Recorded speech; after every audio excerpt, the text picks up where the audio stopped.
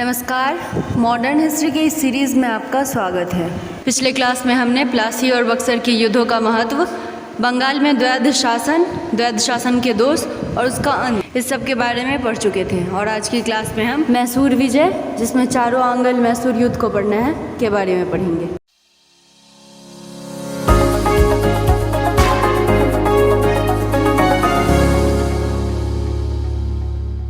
मैसूर विजय। तालीकोटा के प्रसिद्ध ऐतिहासिक युद्ध में विजयनगर साम्राज्य के पतन के पश्चात उसके अवशेष पर जितने राज्यों का उदय हुआ, उनमें मैसूर भी एक था। इस पर वोडियार वंश का शासन स्थापित था। इस वंश का अंतिम शासक चिक्का कृष्णराज वोडियार द्वितीय था, जिसका शासनकाल 1734 ईस्वी से 1766 ईस्वी था। इसके शासनकाल में वास्तविक सत्ता दो मंत्री भाइयों देवराज एवं नंजराज के हाथों में केंद्रित थी। नंजराज ने 1749 ईस्वी में हैदर अली को उसके अधिकारी सैनिक जीवन की शुरुआत का अवसर दिया।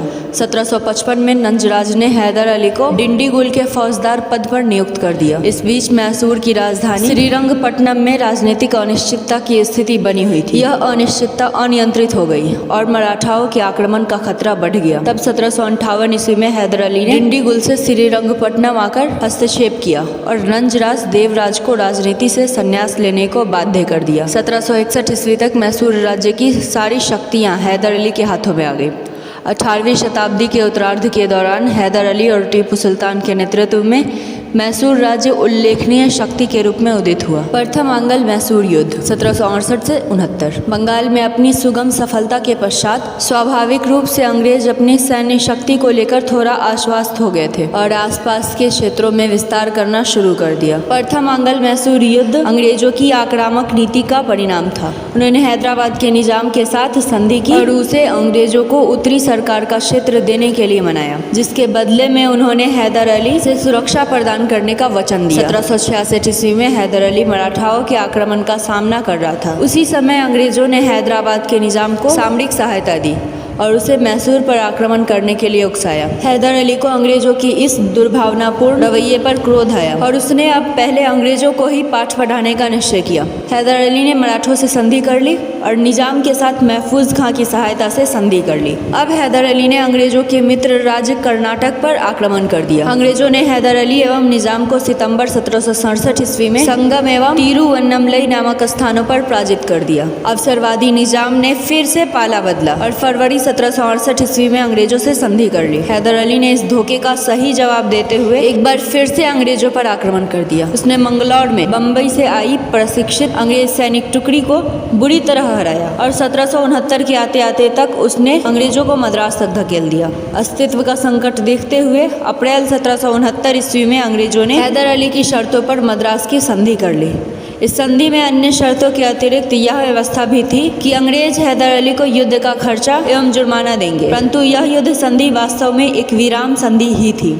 द्वितीय आंगल मैसूर युद्ध 1780 से 84। 1771 ईस्वी में मराठाओं ने मैसूर पर आक्रमण कर दिया। मद्रास की संधि की शर्तों के अनुसार हैदर अली की सहायता अंग्रेजों को करनी चाहिए थी, परंतु अंग्रेजों ने इसमें कोई रुचि नहीं दिखाई। उधर मराठा एवं निजाम बम्बई प्रेसिडेंसी में अंग्रेजों के खिलाफ युद्ध लड़ रहे थे। हैदर अली ने भी अंग्रेजों की विश्वासघात को देखते हुए मराठाओं एवं निजाम के साथ त्रिगुट संधि कर ली। अंग्रेजों ने आगे और भी गैर जिम्मेदाराना रुख अख्तियार करते हुए हैदर अली के राज्य क्षेत्र में स्थित माहे में फ्रांसीसी बस्ती पर आक्रमण कर मार्च 1773 ईस्वी में उस पर अधिकार कर लिया। यह स्पष्ट रूप से हैदर अली की प्रभुसत्ता को चुनौती थी। जुलाई 1780 में हैदर अली ने कर्नाटक पर आक्रमण कर दिया और यहीं से द्वितीय आंगल मैसूर युद्ध का आरंभ हो गया। हैदर अली ने अंग्रेज जनरल बेली को कर्नाटक के मैदान में बुरी तरह परास्त किया और अक्टूबर 1780 में अर्काट पर अधिकार कर लिया। एक बार जब अंग्रेज फिर से एक शर्मनाक हार की कगार पर थे, अंग्रेज गवर्नर वारेन हेस्टिंग्स की कूटनीतिक चाल चली। उसने निजाम को गुंटूर देकर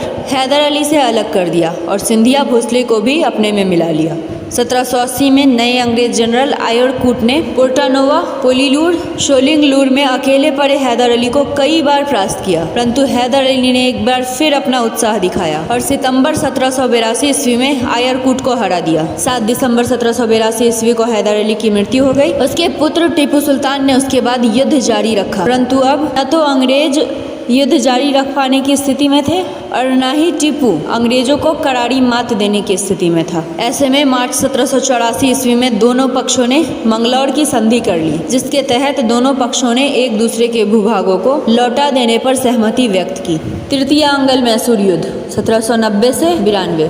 यह युद्ध भी अंग्रेजों की छलपूर्ण नीति का ही परिणाम था। 1788 ईस्वी में कंपनी ने हैदराबाद के निजाम को फिर से टीपू के खिलाफ युद्ध के लिए तैयार होने के लिए पत्र लिखा। टीपू ने इसे संधि के उल्लंघन के रूप में लिया और 1789 ईस्वी में त्रावणकोर पर आक्रमण कर दिया। त्रावणकोर का राजा अंग्रेजों का मित्र था। टीपू के इस आक्रमण को आधार बनाकर अंग्रेजों ने मराठाओं एवं निजाम से संधि कर ली। तृतीय अंगल मैसूर युद्ध 3 चरणों में हुआ। पहले चरण में अंग्रेजों का सेनापति जनरल मीरो था। टीपू सुल्तान की मजबूत सामरिक स्थिति के कारण मीरो को कोई उल्लेखनीय सफलता प्राप्त नहीं हुई। ऐसे में दूसरा चरण दिसंबर 1790 में शुरू हुआ, जिसका नेतृत्व कार्नवालिस ने स्वयं किया।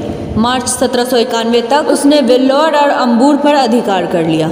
फिर वो टीपू की राजधानी श्रीरंगपट्टनम के पास भी आ गया, पर वर्षा ऋतु के आ जाने से वो अभियान को जारी नहीं रख सका और उसे मंगलौर की ओर वापस आना पड़ा। 1791 ईस्वी की गर्मियों में टीपू ने कोयम्बटूर पर अधिकार करते हुए फिर से युद्ध की शुरुआत कर दी। इस तीसरे चरण में कार्नवालिस की सहायता के लिए मीडो, स्टुअर्ट, मैक्सवेल और इंटर जैसे अंग्रेज सैनिक अधिकारी भी आ गए। टीपू ने बहादुरी से युद्ध किया, पर अंग्रेजों की सामरिक स्थिति मजबूत होने के कारण उसे आत्मसमर्पण करना पड़ा और मार्च 1792 ईस्वी में उसे श्रीरंगपट्टनम की संधि करने के लिए बाध्य होना पड़ा। इस अपमानजनक संधि के अंतर्गत टीपू सुल्तान को अपने राज्य का लगभग आधा हिस्सा अंग्रेजों, मराठों एवं निजामों को दे देना पड़ा। अंग्रेजों को युद्ध हार जाने के रूप में 3 करोड़ रुपए देने पड़े और अपने 2 बेटों को अंग्रेजों के पास बंधक के रूप में रखना पड़ा। चतुर्थ अंगल मैसूर युद्ध मार्च 1799 ईस्वी से मई 1799 ईस्वी तक। श्रीरंगपट्टनम संधि की अपमानजनक शर्तें टीपू सुल्तान जैसा स्वाभिमानी शासक अधिक समय तक बर्दाश्त नहीं कर सकता था। भारतीय राज्यों से उसे किसी प्रकार के सहयोग की आशा नहीं थी। अस्तु अंग्रेजों को खदेड़ने के लिए उसने अंतर्राष्ट्रीय सहयोग प्राप्त करने की दिशा में प्रयास किया। उसने भारत में तो फ्रांसीसी कंपनी से संपर्क किया ही था,